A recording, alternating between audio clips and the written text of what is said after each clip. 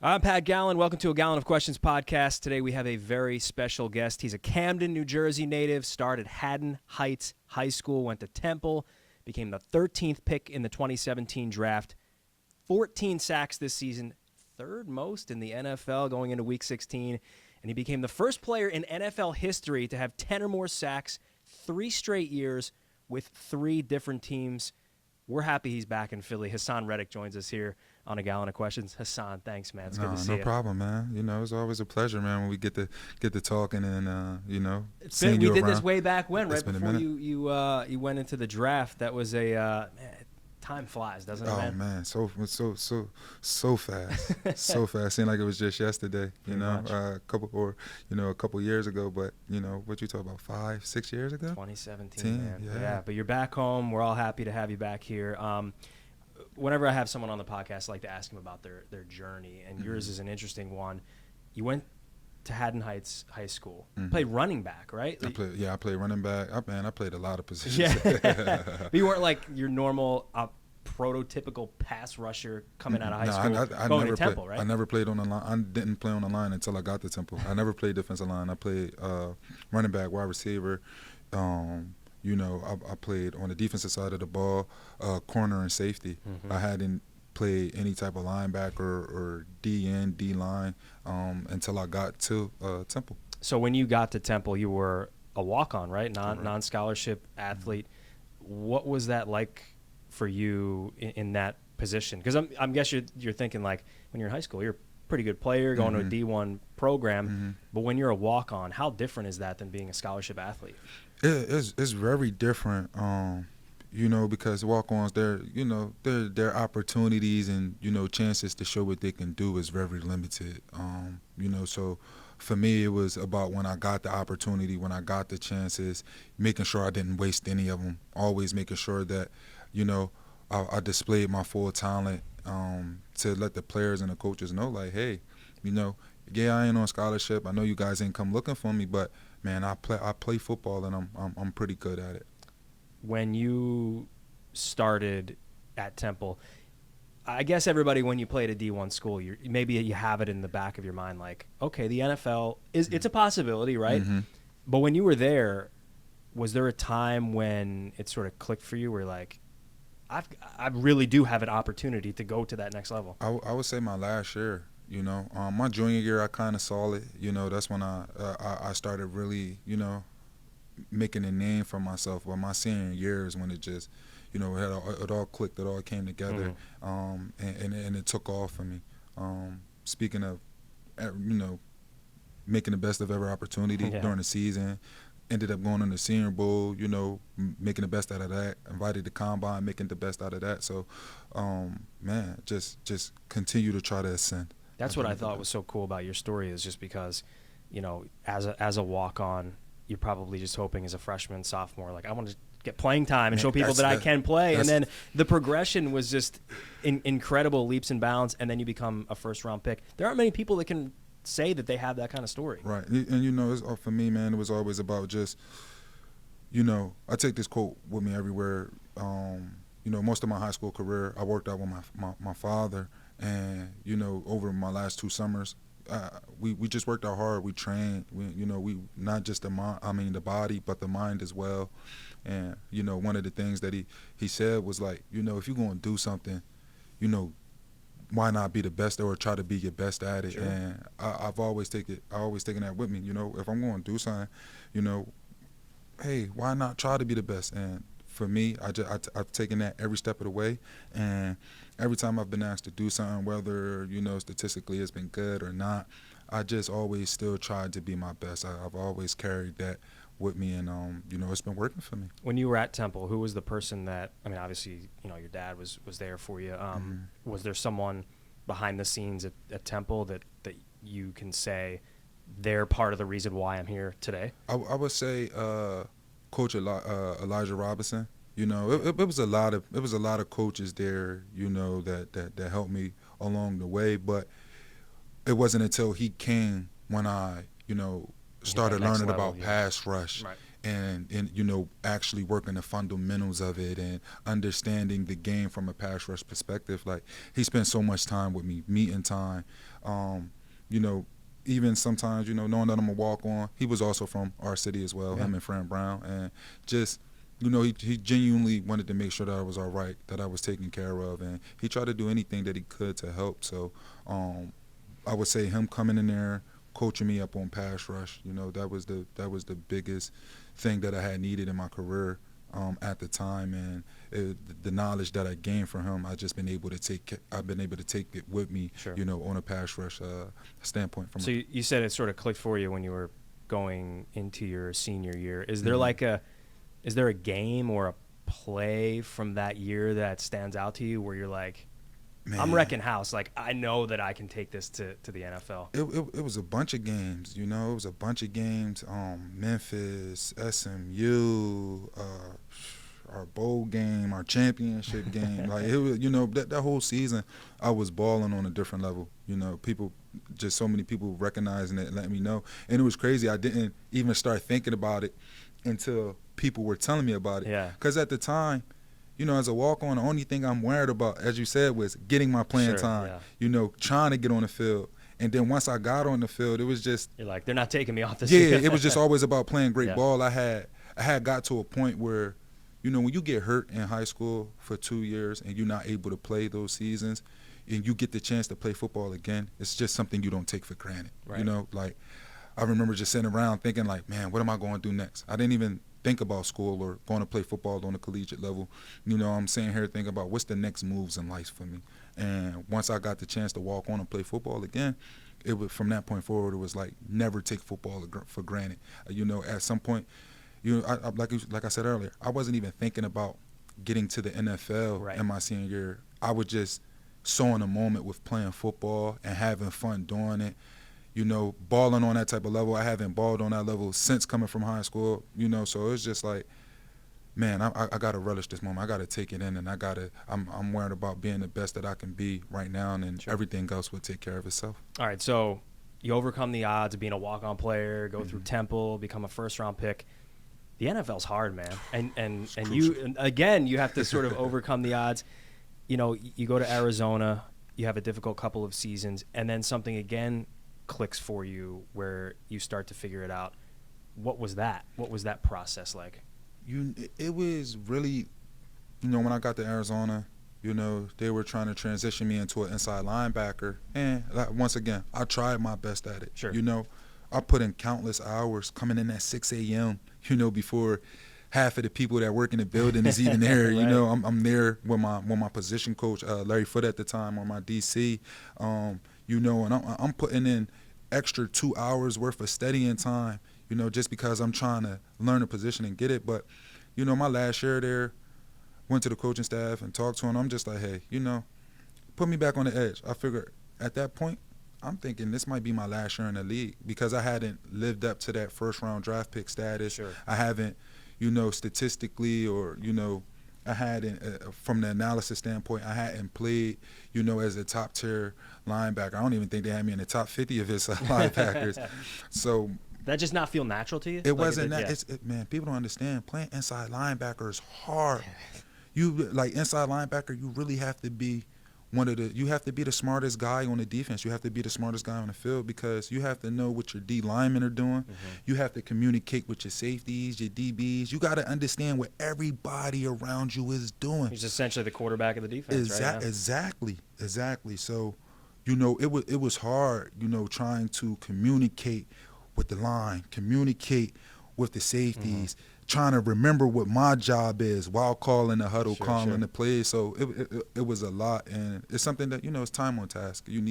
That is something you can't just do it at the highest level. Right. That's something you have to be doing. You have to be doing that when you're playing in little league, high school. Sure. You have to be doing it your whole time. So. And you see with, like, you know, your teammate T.J. Edwards, who's sort of the quarterback of the defense, but he had done that at Wisconsin 4 years. He was the quarterback there. So, yeah, I can see that, and you just seem so much more comfortable as an outside edge rusher. So, midway through the third year in Arizona, sort of? After my third year. I'm going into my fourth year. Going into your fourth year is when it sort of clicked, and they just said, That's when I just asked them. Let them eat. Look, I'm like, listen, put me back on the edge. You know, whatever happened. At this point, they had declined my 5th-year option. So I'm like, put me back on the edge. You know, whatever happens, happen. You know, and I'm looking at it. If this is going to be my last year in the league, I'm going to go out. You know, I'm going to go out the way I wanted to. Sure. You know, and it just so happened, man. I worked hard that year. You know, my spirits was back. I'm high. My confidence is back. I'm back to doing something that I did all throughout college. And you know, just every year I just, you know, kept ascending up and up and up and getting better at it. And you know, like you said, it's comfortable. It's comfortable for me, and I can let my instincts, my talent, my natural ability take over in this position. So 4th year, things go well for you in Arizona. You go to Carolina, 1-year deal there, another good year, and then free agency happens. When did you think it was a possibility that you could come home? Was that a thought, like going into free agency? Nah, not at the time. No, when going into free agency, you know, I was kind of shocked that Carolina didn't. You know, were saying that they didn't. They were trying to give me the chance to go, you know, in free agency to see if I can get the money that they thought that I deserved. You know, I was a little bit shocked by that, and you know, at that time, it was just like, all right, cool. What's next? You know, see what happens in free agency. But when the Eagles called, and it was like, oh, you mean I can have the chance to go home and play for my hometown team and be closer to my family again? I mean, it was a no-brainer. You know, at that point, I was kind of telling my agent, like, man, you know, get it done. You know, try to do whatever you can. Sure. It'd be, you know, I done spent 5 years away from home now. And at this point, my mom had moved back and everything like that. My siblings is all here, and I'm like, you know what? Get it done. You know, it's a dream. I always wanted to play for the Eagles, and now that I have the chance, it's a real opportunity. Sure. You know, hey, it was a no-brainer. So you're back home, huge year you're having, first year back in Philly. But you mentioned families here, siblings are here. Does that ever get difficult? Because, you know, if you're playing in another city, you don't have to worry about any of that outside stuff, right? But now that you're home, everyone's closer to you. Does that ever weigh on you a little bit? It's kind of crazy. I was just talking about this with Kaiser White the other day. You know how he was asking me how does it feel, you know, and I'm because he's another Jersey guy as well, and he's closer home, and I was just like, you know, I think this had to happen this way, because being away, it gave me the knowledge on how to deal with family members. You know what I'm saying? Sure. While I was away. So now that I'm back home, while I am around them more, I know how to deal and maneuver around family because of Arizona and being away and having to do it while I was there. I think it would have been way harder to do it if I was here from the start. I think it would have been way harder because I just didn't know how to separate taking care of myself and making sure that, you know, I was mentally okay and right. You got to grow up essentially while away I'm from on the all field, that, exactly, and then still trying to deal with all the problems from family. So it's a blessing, man, and I think it's all worked out and it's going the way that God intended for it to go. I like that. And you're home now, so you know you've got football. Obviously, is number one for you. We're deep into the season, but outside of football, you got some stuff going on as well. And I see you brought some for us. Man, I appreciate it. R7 Energy. And, you know, we always talk about athletes looking for things to do outside of the game. Why this? And why now?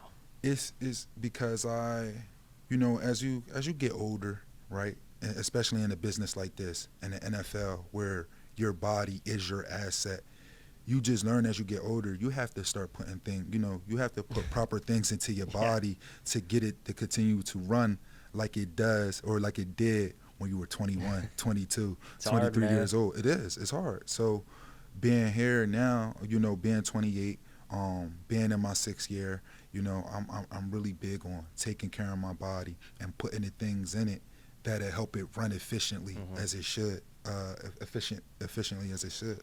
And, you know, this was one of the things, man. You know, it's hard. 17 games.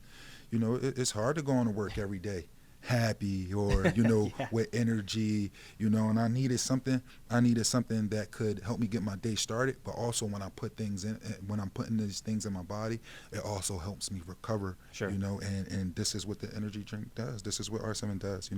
It has green caffeine coffee beans in there. Okay. For a more natural source of energy. We got things in there. I can't sit here and be like I know everything. I'm not the mixologist. But it has things in there to give you cognitive function. Make sure that you're locked in and focused on the things that you set forth for your tasks. Like I said, as a natural energy boost. Sure. It's something that you could take before you work out. Something that you could take when you're going to work. It's something that you can take afterwards. Something to help your body recover and get ready for the next day. And as you see how I've been playing, man. Yeah. It's truly, I take one every day. Okay. And it's truly has helped me, continue to be my best. Proof is in the pudding, right? It's there. I'm always interested in how professional athletes take care of their body. Obviously, every single thing you put in it is so important, and the pounding that you guys take on a really weekly basis, a little bit during the week too, but. What do you do to make sure you feel at your best? Do you have I'm sure by now in your sixth season you have a set routine that you feel pretty confident in, but are we talking are you doing ice bath? Are you doing sauna? Man. What goes into all that? Everything, man. Day after the game, I get myself a massage. Okay. Midway through the week, I'm getting me another one, and then about Friday, 2 days before the game, I get another one. Just 3 massages in a week, just trying to keep this thing in a tip-top shape. Sure. So I can play at a high level for a very long time. Yeah. Speaking of sauna, I get in there, good to get some of the toxins out of my body, heavy metals that's in your body, stuff like that.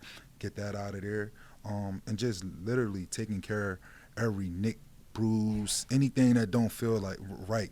Instead of trying to push it through, hey man, go get in the training room, go get this looked at, go get something done for because in this profession, my body is everything. Sure. It's the money maker at the end of the day, and if I don't take care of it, it won't take care of me. No doubt about that. And it's just the average fan looks at a player and they're like, just go out there and do your job, right? But the amount of work that it takes behind the scenes just to get ready for Sunday is incredible.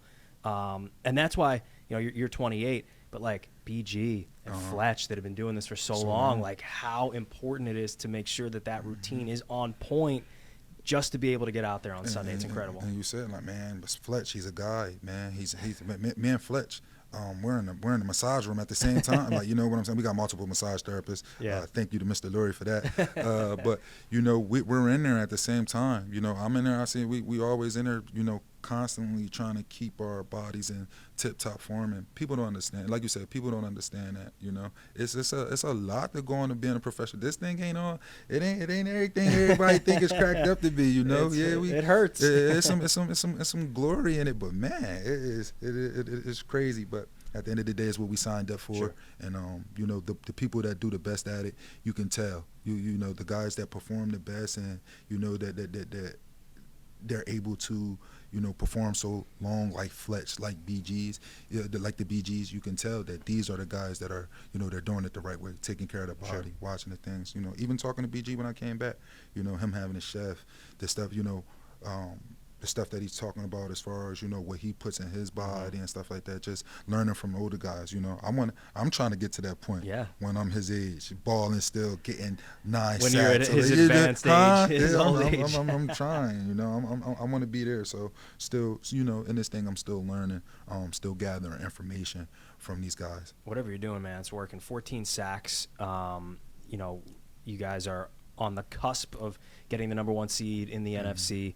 How much fun has it been? It's always more fun when you win, right? You guys are 13-2, tough loss to Dallas Christmas Eve, but that happens, right? It's you can't win them all. But how much fun are you guys having as a unit? It kind of, we can see it on the field, but when you're in it, for you guys, how cool is this? Man, it's amazing to see how much fun and how connected this team is in such a short period of time. You talk about all the pieces that we added in the off season, during the season.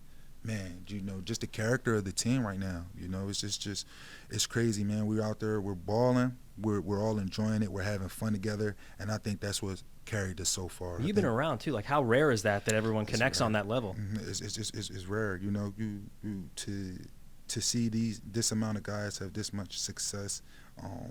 To see the success as a team, it literally comes from caring for one another. I don't think you could get to that unless everybody is really bought into the same goal. 14 sacks. That doesn't happen without having really good players alongside you. You're obviously playing at a high level. As a defense, from the outsider's perspective, and as a media guy, we always look for things that are wrong, right? Like we're trying to pinpoint things that you think could be better from an outsider's perspective. Do you think that people are a little bit too hard on Jonathan Gannon? Because you're thriving in the system right now, yet there is this thought, this belief that there's another level, or there could be another level as a unit.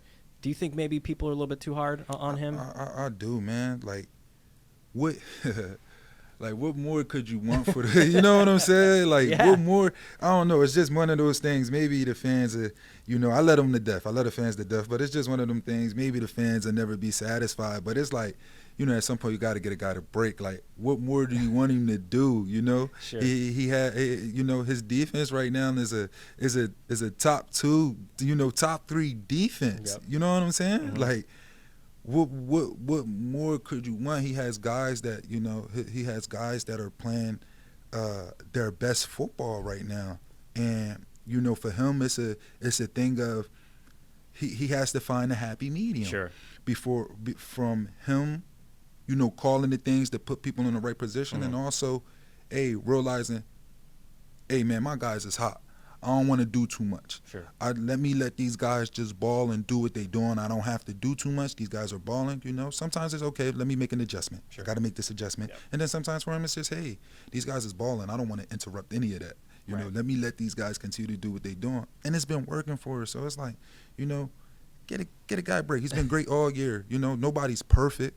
I haven't been perfect this year. The team hasn't been perfect. Nobody's perfect in anything that they do. But, the guy has been great all year. I think, the proof is there. You said a top 2, top 3 defense this year in the NFL. That's hard to do. It's hard to sustain, but you guys have done it. One thing that might hurt a little bit here is that Avonte Maddox now out with that toe injury. He's dealt with some injuries this year, but he's so good at the nickel corner position. Yes, that's a tough loss. It's great that you guys have depth, though, on defense. And then on the other side, Lane Johnson goes down. I'm sure you see a lot of him in practice. Just how much of a beast is this guy? Because he's obviously highly regarded in the NFL. People believe he's the best right tackle in the NFL. You get to see that on a daily basis. How big of a loss is that for you guys? Man, it's crucial, man. A guy like Lane, him playing, because Lane, he's not a real talkative guy. Right. Lane's not a real talkative guy. Lane is a guy that comes in and he's like, I'm about business. You know what I'm saying? I'm about getting my job done. And I love that about him. He takes it serious. I love that about him. But his presence alone, on the line, I think it just gives the rest of the line so much confidence. Sure. When you have a guy who hey, man, we can leave him on his own backside. He's going to take care of what he got to do. The guy hasn't allowed a sack in 2 years. That is insane. I when I came here, I'm like, I can't wait to go against this guy, because I knew automatically, he was going to make me better going against a tackle like that. And he has, man. Lane, we talk sometimes, and Lane would tell me, like, man, hey, that move right there you did, man, I like that. You should add that into your game, Hey, throw this into your game. Or when you're doing it, like, he has so much knowledge, and he's sharing it, and I love that about him. I really do love that about him, and him going down is crucial. It is crucial, but we got some good young players behind him. Some guys that I know he's going to be there and still coaching up and talking to and making sure that they're playing their best ball. And it's about guys stepping up now. Hey, unfortunately, this business is a next man up mentality. At the end of the day, and we can't have no drop off. Rather, who's in the game? So we got some young players that I think are going to come in and still be able to make a big impact for us. You know, at least be able to do their job well enough that we'll still be able to sustain and, you know, hopefully get to where we want to be. Sure. I'd be crazy not to ask you while I have you about the rest of the offense and just how critical it's been to have everyone clicking for the entire year. You bring in A.J. Brown, unbelievable talent. Devontae Smith is unbelievable. Dallas Goedert playing, you know, before he got hurt at an all-pro level. And then Jalen Hurts, maybe the MVP of the league before he gets hurt. You know, again, you get to see it every day up close in practice. How cool has it been to see the ascension of not one player, not two, but like the entirety of the offense? And it's just it's so crazy, you know. And like I said, our offense it's one of those things where everybody is having success. You know, like you said, AJ, he well over 1K. Yep. You know, Smitty just got his. You know what I'm saying? A major game he had, even though we lost. That was a big game he had. You know, Miles 1K rushing. So it's just like, you know, and then like you said, Hurts, man, the composure, the ability to be calm the way he is, man. He's owning everything, you know, and it really, not just because he's the QB, but the way that he approaches the offense. It really starts with him, and it's one of those things, man. Everybody's eating. It's fun to watch the offense, even when things go wrong. You don't never see anybody complain because we know with our offense, we still have a chance. You know, if the defense, we could stop and get these guys the ball back, we know that we have a chance. Sure. So, you know, even the Dallas game, it didn't end up the way we wanted to, but we know, like, okay, we still fought hard. Right. Even with everything that went wrong, we still have a chance. And it's just one of those things we're going to learn from it, keep going. But offense, man, balling. Unbelievable all season. Before we get to a gallon of questions, we'll shake it up and pull some questions out. But looking ahead, Saints on Sunday, you can lock up the number 1 seed with a win. And then even beyond that, I think we all know it's Super Bowl or bust for this team. That is the standard that you guys have set so far. What's it going to take to get there? Man, I think, you know, just everybody being themselves, knocking out of, you know, fixing the uncharacteristic things. You know, like our offense haven't had many turnovers, you know, this season. And, you know, we had 4 last week. And, you know, I know our offense. They're going to come back. They're going to attack. They're pissed off. You know, that's not them. That's not what they put on film all year. So I know they're going to come back and correct that. And from a defensive standpoint, you know, we did some things that's uncharacteristic. But we just got to continue to bring everybody along and, you know, get back to doing what we're doing, which is focusing on the small things. There's always the little details that separate winning and losing in this league. And as long as we get back to that, you know, it sounds cliche, but, man, Fletch, Hurts, they've been saying it all, you know, they've been saying it all year. Just check your box. Don't worry about what the next guy is doing. Make sure that you're doing your job. And then, you know, we have 11 people on the field that's doing that, trusting that somebody else is going to do their job, and you're not worrying about that, and you making sure that you get done what you need to get done. We're going to be all right, you know. So I think, you know, we've been winning a lot this year. Sometimes you get complacent. Sometimes It's human nature, right? It's human nature. You know, we're not above that standard. You know, as elite of athletes we might be, we're not above that standard. We're still human. So, you know, you get complacent a little bit. And, you know, that loss in Washington, the way we approached that, the way we responded from that and came back, you know, it's going to be the same thing about this Dallas game. You know, we're going to respond. We're going to learn from it. We're going to respond. And, you know, we just going to have, you know, hopefully we just have another stretch where we're playing our brand of football. I think I speak for everyone in Philadelphia that I hope you get a chance to go back to Arizona in February and finish this thing off. It's all there for you guys. It's been an incredible year. All right, I won't hold you anymore, but we'll do a gallon of questions. We'll pull some out of this fancy little thing here, and we'll answer them. You ready? All right, that's all right. Pull one out of there, and we'll see. This one, because I see what it says here. Would you rather watch movies, play video games, read a book? What's your thing? And it depends for me. See, I like that. I like a nuanced answer. Yeah, I do. It depends for me. You know, I can't lie. I pride myself on being intelligent. I don't read a lot of books, but I do watch a lot of videos on things that could change your perspective or give you an outlook. So I'll probably put that in the category of watching movies. Okay, that works.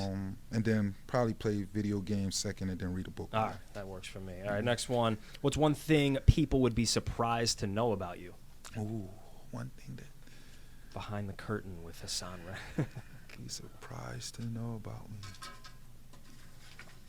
Are you like secretly a good baker or something? Is there something that's like? I am a big foodie. All right. I do love food, you know, and this little slim, slender body of mine for an outside linebacker or D lineman, man. I do love food a lot. I have my palate. I have worked on, you know, I've been to a couple different places. Yeah. Now, been to Italy and stuff like that. And after experiencing that, I've worked on my palate. It changes, right? It changes how tasting you look at different food, how you Oh, taste my. it. Everything That's about amazing. All right, there you go. Mm-hmm. I think I know the answer to this. Coffee or tea? Or R7 energy drink? I'm both. Yeah? I'm both, but I have been getting bigger on the tea side Okay. of things. I have gone bigger on the tea side of things. It's just some teas out there, man, that could really do some good for your body. Yeah. Pomegranate teas. Yeah, the antioxidants in tea, ginger, right? turmeric teas, man. I'm on all of that stuff. I'm going to start a health podcast, I think, instead. Teammate who would be most likely to cry during a movie? Who do you think would get emotional? You can say you. Would you cry during a movie? Nah, I ain't crying. Honestly, man, I wouldn't be surprised if it was Jordan Mailata, man. Yeah. I can see that. As big as that guy is, man, like when you hear him talk, he first of all, he's always happy. When Yes, you he hear is. him talk and sing, you know what I'm saying? You hear this guy talk and sing, and you see how gentle and how loving his personality Yeah. is. I could definitely see him crying. Jordan during the movie. Mailata. I cry when I hear him sing. Nah, he's a great singer. What's your New Year's resolution? Do you have one? New Year's resolution. New Year's Day coming up. Man, for me, man, it's just always being better than I was, you know, the year before, in all aspects, career-wise, you know, as a person, you know, I'm always about being better. I think that's one thing that everybody can do. We can always be better at something, and you know, that's me, man. That's the New Year's resolution. Would you rather play barefoot or without a face mask? Without a face mask. Yeah? Yeah, compared to barefoot, I don't know. It's hard to plant, you know. So You just never know how stupid these questions will be. There's two left here. Hoagie or cheesesteak? Oh, cheesesteak. Cheesesteak? Yeah, cheesesteak. I agree. What kind of question is that? We in Philly, you know. I'm All going right. to cheesesteak. Last one. Fill in the blank. Nick Sirianni is so blank. Man, Nick Sirianni, Sirianni man. is so... he's so cool, man. I like that. And I say that in an aspect of many things, but coming here, being around Nick, seeing the messages he gives to the team, the way he condones himself, and the way that he talks about, you know, family, togetherness, seeing how he is, man, it is great, you know. Even seeing the little things that he talks about, ball security, you know, things from a defensive standpoint, man, he's been great, man, and he's cool. Everything he approaches, he comes in so youthful with a lot of energy. I love it. Man, I love the guy. I love Nick, man, because the character that he brings as a head coach, you know, it's never about, you know, even when things go wrong and you look at Nick, man, Nick ain't never complaining. He never complaining. I like it. Nick ain't never coming down. He ain't never putting nobody out there, you know, saying, oh, this person should have did this, that, and the third. There's He no ain't doubt. never doing it. He come on that sideline, and Nick is always, come on, let's go. I like You know, it. we ain't paying our best, let's go. So I love that about him. All right, fill in the blank. Brandon Graham is the blank. Man, Ultimate Eagle, man. That's BG, man. That's You know, perfect. 13 years. Look at him. You know, he happy. He still loving what he do. Yeah. Still love being here. And you know, he relishing in the moment, man. No He's doubt. appreciating all of it. So yeah, man. All right, last one. Fill in the blank. Jalen Hurts can blank. Jalen Hurts can. Jalen Hurts can what? Man, I think Jalen Hurts can be as great as he wants to be. I said it earlier. You know, the way that I remember playing against this guy. before I came here the last 2 years, and to actually be on the team and see his growth. Yeah. I watched him on film, but to be here this year and see firsthand his growth and what he's doing and how he's approaching everything, man, I think Jalen can be as great as he takes himself, and I know that he hasn't hit his ceiling. I know there's more greatness out there for him.